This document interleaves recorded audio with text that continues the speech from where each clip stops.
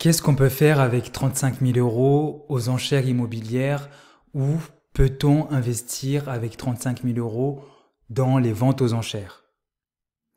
Salut à toi, ici Jean-Pierre d'Enchères Immo Club, ton expert dans les ventes aux enchères immobilières judiciaires. Dans cette vidéo, je vais répondre à une question qu'on m'a posée. Est-ce que avec un petit budget de 35 000 euros cash, est-ce que je peux investir en passant par les ventes aux enchères immobilières et faire une bonne affaire? Dans cette vidéo, je vais prendre le temps de, premièrement, d'expliquer un peu le contexte de cette demande et surtout de donner quelques pistes de réflexion pour te montrer qu'avec 35 000 euros, on est capable d'aller investir dans les ventes aux enchères et potentiellement de chercher d'atteindre une bonne affaire. Si tu découvres ma chaîne, sache que je publie une vidéo toutes les semaines sur les ventes aux enchères immobilières judiciaires. Donc si ce sujet t'intéresse, n'oublie pas de t'abonner.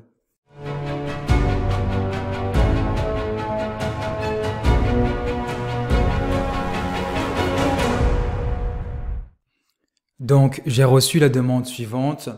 Voilà, j'ai réussi à économiser 35 000 euros et j'ai envie de me lancer dans les ventes aux enchères. Est-ce que ça vaut vraiment le coup de me lancer avec un aussi petit budget, sachant que je vis en région parisienne?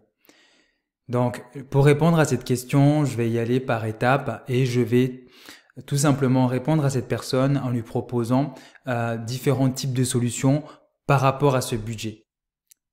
Donc, pour commencer, même si la personne a clairement mentionné qu'elle a envie d'investir cet argent cash, j'ai envie quand même de dire à cette personne-là qu'il faut toujours essayer d'avoir un prêt bancaire. Enfin, toujours, j'aime pas dire toujours parce que les cas peuvent varier en fonction de la personne, mais idéalement, il vaut mieux avoir un prêt bancaire parce que ça va te permettre d'avoir ce qu'on appelle un effet de levier. C'est-à-dire que tu vas utiliser l'argent des autres pour investir dans l'immobilier et ça va te permettre, par exemple, au lieu d'investir uniquement avec 35 000 euros, peut-être d'aller chercher une enveloppe autour des 100 000 euros et donc là, tu auras beaucoup plus de possibilités. Donc, même si tu as envie d'acheter cash, je te recommande de quand même faire l'effort d'aller discuter avec les banques pour essayer de voir s'ils peuvent te financer. Bien évidemment, se faire financer un bien aux enchères, ça ne se fait pas comme ça. Il y a une certaine approche à avoir et il faut s'adresser à des banques spécifiques. Donc ça, c'est des éléments qu'on traite un peu plus dans le détail dans nos formations avancées. Mais en tout cas, je te recommande vivement d'aller quand même discuter avec ton banquier, voir s'il peut te financer. Peut-être que dans ton cas, tu as déjà été voir ton banquier ou tu n'as peut-être pas la situation qu'il faut. Donc, on va partir du postulat que tu peux investir uniquement que en cash et que tu as 35 000 euros et pas plus. Et aussi, l'autre élément que tu as mentionné, c'est que tu es en Île-de-France. Donc, en Île-de-France, malheureusement, on le sait que voilà, le ticket d'entrée pour acheter de l'immobilier est assez élevé. Donc là, il va falloir être malin pour pouvoir identifier des biens qu'on peut acheter à des prix pas trop élevés, mais en même temps être capable de faire des bonnes affaires. Donc le premier élément, la première piste moi que j'aurais pour toi, ça serait de commencer à regarder tout ce qui est parking local. Donc le parking ou un local, c'est des petites surfaces et souvent ça se négocie à des prix inférieurs à 35 000 euros. Tu verras, ce qui est trompeur, c'est que des fois, tu peux avoir des parkings où la mise à prix peut être aussi importante qu'un appartement. Donc là, ça peut décourager pas mal de gens, mais sache que souvent les parkings, quand les enchères commencent, ça monte pas très haut normalement. Après, ça dépend où est-ce qu'est situé le parking et également comment tu as fait pour sélectionner ton annonce de façon intelligente. Donc là-dessus, pour identifier ces parkings, c'est très simple. Je vais te donner un petit exemple. Donc l'idée c'est d'aller par exemple sur Licitor et puis là cibler uniquement les parkings. Et pour faire ça, donc tu viens à ce niveau-là, tu cliques sur la région Île-de-France et donc là tu vas tout simplement sélectionner tout ce qui est parking garage. Donc là tu vois qu'en ce moment il va y avoir 4 parkings à vendre. Donc là, typiquement, à Paris, dans le 19e arrondissement, il y aura 5 parkings à vendre. La mise à prix est de 30 000 euros. Ensuite, il y a des autres types de parkings qui sont disponibles. Et donc là, c'est à toi, par rapport à cette information, d'aller faire les visites qui vont bien, de poser les différentes questions et aussi d'analyser la potentielle plus-value et de fixer ton enchère maximale. Donc ça, c'est des éléments que j'ai déjà évoqués dans d'autres vidéos. Je t'invite à regarder les autres vidéos et si tu as envie d'aller plus vite, plus loin, n'hésite pas à nous rejoindre dans la formation avancée. Ensuite, je peux te donner également une plateforme qui va te permettre, par exemple, de regarder dans ton quartier à combien se négocient les parkings. Donc là, tu peux, par exemple, ici, mettre une ville. On va mettre, par exemple, Paris 19e. Donc, Paris 19e. Donc là, tu peux voir, là, par exemple, à combien se négocient les parkings. Donc là, c'est à toi donc ensuite de regarder si c'est intéressant pour toi de te lancer là-dedans. Tu peux également regarder les locations, à combien tu peux louer ton parking, voir si tu vas dégager une excellente rentabilité. Donc, c'est la même chose pour les petites surfaces type un local.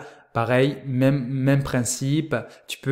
Là, j'ai utilisé Licitor, mais tu peux aller également sur d'autres plateformes pour avoir une idée des annonces en lien avec les parkings et aussi des différentes mises à prix.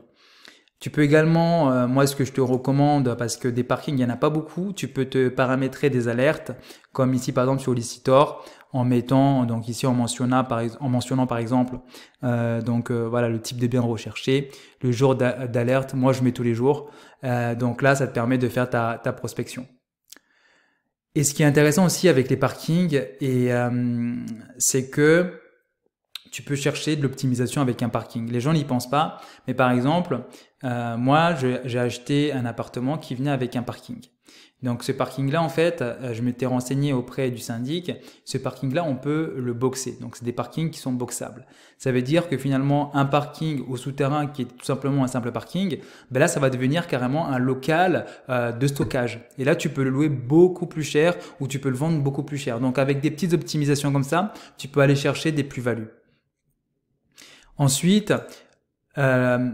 l'autre piste, c'est de te focaliser sur des appartements en banlieue.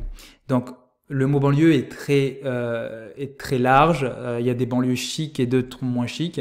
Là, je te parle des banlieues où les gens ont souvent sont un peu réticents à y aller. Mais ce qu'il faut savoir, c'est que il y a un vrai marché par rapport à ces banlieues. Donc il y a des gens qui sont spécialisés là-dedans où ils achètent des appartements dans ces banlieues parce que ils connaissent le quartier et souvent les appartements partent pour quasiment rien. Typiquement, on va prendre un exemple. Je sais que par exemple dans le département du 91 en Île-de-France, en Essonne, les appartements partent souvent dans ces zones-là vraiment pour très peu. Donc si tu as 35 000 euros et tu n'as pas envie de le dépasser et que tu connais ce genre de quartier, ça peut être une option. On va regarder par exemple les résultats d'adjudication, donc les résultats des dernières ventes. Et puis là, nous on va aller ici et puis ici on va sélectionner l'Essonne. Donc ça, je sais que souvent les appartements partent pour pas grand-chose. Typiquement, voilà un exemple ici, un appartement, un 65 mètres carrés qui s'est vendu à 23 000 euros. Donc là, bien l'appartement est loué. La mise à prix était de 22 000 et donc il y a eu, je pense, comme d'habitude, dans ce quartier-là et pour ce type d'appartement-là, il y a souvent un enchérisseur. Donc là, la personne l'a juste enchéri de 1 000 euros et elle a eu l'appartement. Et une chose qui est intéressante, c'est que la plupart des gens vont avoir peur pour aller sur ce type d'appartement parce que ils ne connaissent pas ces zones. Mais même si on ne connaît pas cette zone-là, il y a quand même des activités. Il y a des gens qui sont capables de vivre dans ces zones-là et ils acceptent de vivre dans ces zones-là et ils sont totalement à l'aise de vivre dans ces zones-là. Et donc, il y a des gens qui sont capables d'acheter ce genre d'appartement. Donc, mais par contre, il faut bien connaître ce type de quartier et savoir si l'appartement est occupé, comment tu vas faire pour le récupérer. Donc ça, c'est des astuces un peu plus avancées. Donc là, par exemple, on va faire un exercice très simple, hein. On va prendre cet appartement-là, donc c'est un 65 mètres carrés qui a été vendu pour 23 000 euros à Grigny. On va aller voir sur Meilleur Agent à combien revient le mètre carré. Donc typiquement, cet appartement, c'est un 65 mètres carrés. Qui est donc en fait situé à cette adresse-là, et le prix au mètre carré est de 1338 euros le mètre carré. Donc là, ça veut dire tout simplement que la personne est capable de revendre, d'après Meilleur Agent, hein, de revendre cet appartement-là à 86 000 euros. Vous vous rendez compte la plus-value que la personne peut réaliser en faisant ce genre de choses. Mais après, bon, là, il faut quand même appliquer une décote qui est importante parce que visiblement, l'appartement, si on part du principe qu'il faut le refaire totalement et que il y aura une procédure d'expulsion, donc là, l'appartement peut être revendu dans le pire des cas autour de 60 000. Mais vous vous rendez compte déjà la plus-value que la personne va réaliser. Donc c'est pour ça que si on commence dans les ventes aux enchères, on a un petit budget, on peut le compenser en étant plus malin que les autres et en prenant un peu plus de risques et en mettant beaucoup plus d'efforts. Puis là, on va se constituer par la suite sa trésorerie et avec cette trésorerie-là, on pourra aller investir dans des zones premium. Ensuite, l'autre réflexion, ça va être les appartements, les maisons et les parcelles en région.